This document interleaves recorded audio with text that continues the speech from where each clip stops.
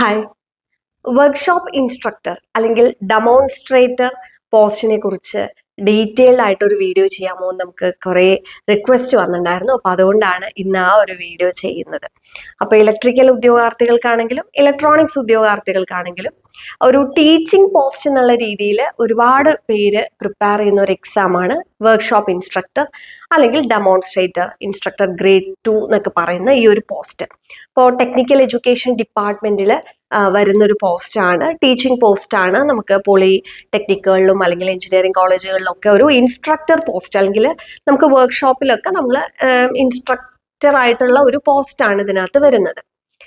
അപ്പൊ അത് രണ്ട് പേരുകളിൽ പറയണമെന്ന് മാത്രമേ ഉള്ളൂ. അപ്പോൾ ഈ ഒരു എക്സാം എന്ന് പറഞ്ഞു കഴിഞ്ഞാൽ നമുക്കറിയാം ഡിപ്ലോമ ലെവലിൽ വരുന്ന ഒരു എക്സാമാണ്. അത്യാവശ്യം നല്ലൊരു പേ സ്കെയിലിൽ വരുന്ന ഒരു പോസ്റ്റ് തന്നെയാണ്. അപ്പോൾ ഡിപ്ലോമ കംപ്ലീറ്റ് ചെയ്തവർക്കും തന്നെ ബിടെക്കുകാർക്കും ഹയർ ക്വാളിഫിക്കേഷൻ വെച്ച് എഴുതാവുന്ന ഒരു എക്സാമാണ്. അപ്പോൾ വളരെയധികം കോമ്പറ്റീഷൻ ഇന്നിപ്പോൾ ഈ ഒരു എക്സാമിന് വരും. കാരണം ഇതിനു മുന്നേ പരീക്ഷ നടന്നപ്പോഴാണെന്നുണ്ടെങ്കിലും നല്ല രീതിയിലുള്ള കോമ്പറ്റീഷൻ ഉണ്ടായിരുന്നു. അപ്പം നമ്മുടെ കോഴ്സിൽ ജോയിൻ ചെയ്ത കുട്ടികളുടെ ലിസ്റ്റിൽ കയറിയിട്ടുണ്ട്. നമ്മൾ അന്ന് അത്രയും നല്ല രീതിയിലാണ് അവരെ ട്രെയിൻ ചെയ്ത്, അല്ലെങ്കിൽ അത്രയും അധികം ക്വസ്റ്റ്യൻസ് ഒക്കെ പ്രൊവൈഡ് ചെയ്തിട്ടാണ് നമ്മൾ കോച്ചിങ് കൊടുത്തിട്ടുണ്ടായിരുന്നത്. എഗെയിൻ നമുക്കിപ്പോൾ വീണ്ടും ഈ എക്സാംസ് വരികയാണ്. ഇലക്ട്രിക്കലിന് ഓൾറെഡി അതിന്റെ നോട്ടിഫിക്കേഷൻ വന്നു കഴിഞ്ഞു. ഇലക്ട്രോണിക്സും നമ്മൾ അധികം വൈകാതെ എക്സ്പെക്ട് ചെയ്യുന്നുണ്ട്. അപ്പൊ ഇതിൽ എങ്ങനെയാണ് പഠിച്ചു തുടങ്ങേണ്ടതെന്ന് വെച്ച് കഴിഞ്ഞാൽ, നമ്മളിപ്പോൾ ഒരു ഡിപ്ലോമ ലെവൽ എക്സാം എന്ന് പറയുമ്പോൾ വളരെ ബേസിക് ആയിട്ടുള്ള ടോപ്പിക്സ് അല്ലെങ്കിൽ കാര്യങ്ങൾ മുതൽ നമ്മൾ പഠിച്ചു തുടങ്ങണം. ഓക്കെ, ഈവൺ ഇപ്പൊ നമുക്ക് യൂണിറ്റ് നമുക്കെല്ലാം അറിയാമെന്ന് നമ്മൾ വിചാരിക്കുകയാണെങ്കിൽ പോലും യൂണിറ്റ്സ്, അതേപോലെ തന്നെ സ്പെസിഫിക്കേഷൻസ്, ഇപ്പൊ കമ്പോണൻസിനൊക്കെ ആണെന്നുണ്ടെങ്കിലും സ്പെസിഫിക്കേഷൻസ്, അങ്ങനെയുള്ള കാര്യങ്ങൾ മുതൽ നമ്മൾ ഇതിൽ തറവായിട്ട് പഠിക്കണം. എന്നാൽ കുറച്ച് ഹയർ ലെവലില് ഈ പറഞ്ഞ പോലെ കുറച്ച് ന്യൂമറിക്കൽ പ്രോബ്ലംസ് ആ ഒരു ലെവലിലും നമ്മൾ കുറച്ചധികം ക്വസ്റ്റ്യൻസ് പ്രാക്ടീസ് ചെയ്ത് പോകണം ഈ ഒരു എക്സാമിന്. ഇനി ഇതിന്റെ സിലബസ് എന്ന് പറഞ്ഞു കഴിഞ്ഞാൽ നമുക്ക് ബേസിക് ആയിട്ട് ഇപ്പൊ ഇലക്ട്രോണിക്സുകാരെ സംബന്ധിച്ചിടത്തോളം ഇലക്ട്രിക്കലുകാരെ സംബന്ധിച്ചിടത്തോളം ബേസിക് ആയിട്ടുള്ള ടോപ്പിക്സ് ആണ് ഈ ഒരു എക്സാമിന് ചോദിക്കുന്നത്. അപ്പോൾ ഇപ്പൊ സിലബസ് നമുക്ക് പ്രീവിയസ് ഇയർ സിലബസ് വെച്ചിട്ട് നമുക്കിപ്പോ പ്രിപ്പയർ ചെയ്ത് തുടങ്ങാം. അതിൽ ഒരുപാട് ചേഞ്ചസ് ഒന്നും ഉണ്ടാവാനുള്ള ചാൻസ് ഇല്ല. ഏതെങ്കിലും ഒന്നോ രണ്ടോ സബ്ജക്ട്സ് അല്ലെങ്കിൽ ടോപ്പിക്സോ അങ്ങോട്ടും ഇങ്ങോട്ടും മാറും എന്നുള്ളത് മാത്രമേ ഉള്ളൂ. ഇപ്പോൾ ഇലക്ട്രോണിക്സുകാരെ സംബന്ധിച്ചിടത്തോളം ബേസിക് ഇലക്ട്രോണിക്സ് പഠിക്കുക. ദാറ്റ് മീൻസ് നമ്മളിപ്പം സെമി കണ്ടക്ടറിന്റെ ബേസിക്സ് പഠിച്ച് പിന്നെ അവിടെ നിന്ന് അങ്ങോട്ട് ഡയോഡ്സ്, ട്രാൻസിസ്റ്റേഴ്സ്, അതേപോലെ അനലോഗ് ഇലക്ട്രോണിക്സിന്റെ ടോപ്പിക്സ്, ഡിജിറ്റല്, അപ്പൊ അങ്ങനെ നമുക്ക് മൈക്രോ കൺട്രോളർ വരുന്നുണ്ടാവും. അപ്പോൾ അങ്ങനെ ഓരോ ടോപ്പിക്സും ബേസിക് ആയിട്ടുള്ള ഓരോ ടോപ്പിക്സും നമ്മൾ കൃത്യമായിട്ട് പഠിച്ചു കഴിഞ്ഞാൽ ഈ എക്സാം ഈസി ആയിട്ട് ക്രാക്ക് ചെയ്യാൻ പറ്റും. ഇലക്ട്രിക്കലുകാർക്കും അതേപോലെ തന്നെയാണ്. ബേസിക് ഇലക്ട്രിക്കൽ വരുന്നുണ്ട്, ബാക്കി ഇലക്ട്രോണിക്സിന്റെ കുറച്ച് പോർഷൻസ് വരുന്നുണ്ടാവും, മെഷീൻസിന്റെ പോർഷൻസ് വരുന്നുണ്ടാവും. അപ്പൊ അങ്ങനെ വളരെ ബേസിക് ആയിട്ടുള്ള സബ്ജക്ട്സ് ആണ്, നമുക്ക് ഈസി ആയിട്ട് പഠിച്ചെടുക്കാൻ പറ്റുന്ന ടോപ്പിക്സ് ആണ് ഇതിനകത്ത് വരുന്നത്. ഇപ്പൊ ഇലക്ട്രോണിക്സ് ഉദ്യോഗാർത്ഥികളെ സംബന്ധിച്ചുള്ള കൂടുതൽ പരീക്ഷകളും ഈ പറഞ്ഞ പോലെ ടീച്ചിങ് പോസ്റ്റുകൾ വരുന്നതാണ്. എക്സാംസ് കൂടുതൽ വരുന്നത് ഇലക്ട്രിക്കലുകാർക്ക് പിന്നെയും കുറെ അധികം സബ് എഞ്ചിനീയർ, അസിസ്റ്റന്റ് എഞ്ചിനീയർ, അങ്ങനെ കുറെ എക്സാംസ് ഉണ്ട്.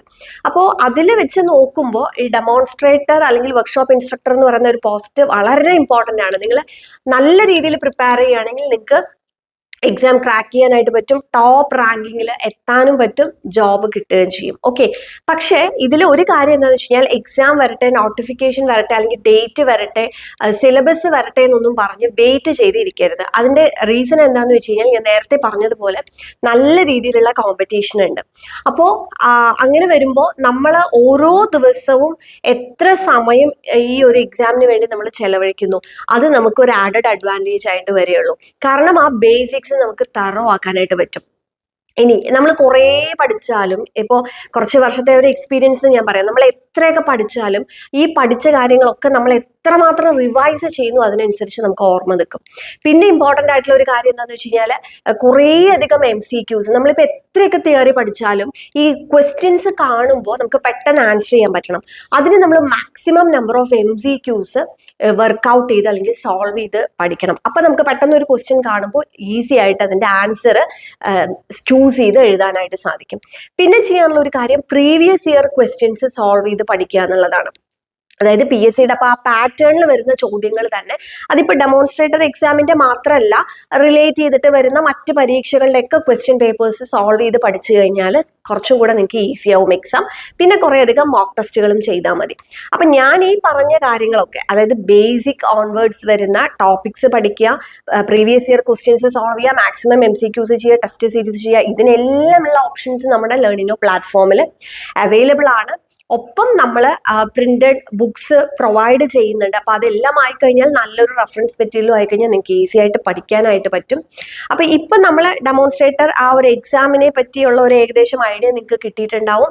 നിങ്ങൾക്ക് അറിയാം ഏജ് ലിമിറ്റ് ഇപ്പോൾ 40 വരെ ആക്കിയിട്ടുണ്ട്. ഏജ് റിലാക്സേഷൻ വരുന്നവർക്ക് അതും കൂടെ കിട്ടും. അപ്പൊ ഇത് നല്ലൊരു അവസരമാണ്. ഈ ഏജ് ലിമിറ്റും കൂടെ നമ്മൾ കൂട്ടിയ ഒരു സ്ഥിതിക്ക് ആർക്കൊക്കെയാണോ ഈ എക്സാം എഴുതാൻ പറ്റുന്നത് അവരൊക്കെ തന്നെ നന്നായിട്ട് പ്രിപ്പയർ ചെയ്യുക. ഇലക്ട്രിക്കലുകാർക്ക് ഓൾറെഡി നോട്ടിഫിക്കേഷൻ വന്നു. അപ്പൊ അതുകൊണ്ട് നിങ്ങൾ എന്തായാലും വേഗത്തിൽ പ്രിപ്പയർ ചെയ്ത് തുടങ്ങിക്കോളൂ. ചിലപ്പോൾ പെട്ടെന്ന് തന്നെ എക്സാം ഡേറ്റ് വരും. ഇലക്ട്രോണിക്സുകാർക്കും അധികം വൈകാതെ നമുക്ക് ഈ നോട്ടിഫിക്കേഷൻ നമ്മൾ എക്സ്പെക്ട് ചെയ്യുന്നുണ്ട്. അപ്പൊ പഠിച്ചു തുടങ്ങാം.